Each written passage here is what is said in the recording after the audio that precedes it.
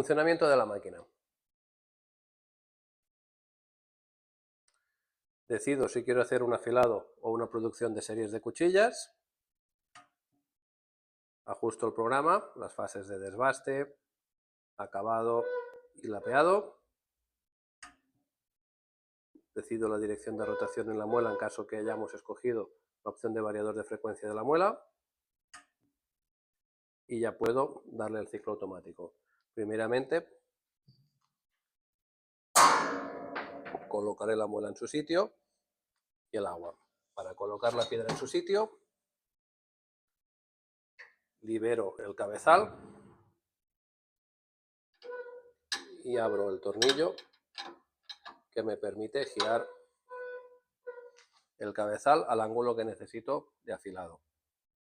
Una vez tengo el ángulo que yo necesito, vuelvo a fijar.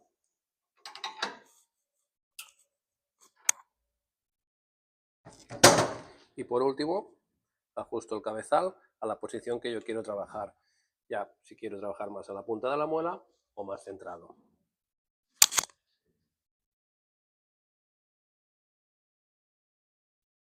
Fijo la posición. Ya lo tenemos preparado. Coloco el agua y cierro cabina. Ahora voy a darle al botón Start. Nos indica que la piedra empezará a girar. Y ajusto. En el caso que la posición no me esté bien, puedo modificar esta posición. También puedo ajustar ahora la velocidad de giro de la cuchilla circular hacia algo más rápido o más lento.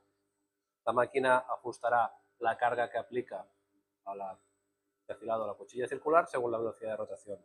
Una vez está todo ok, pulso Start y ya empieza el programa de afilado automático que nos indica en qué fase está de trabajo.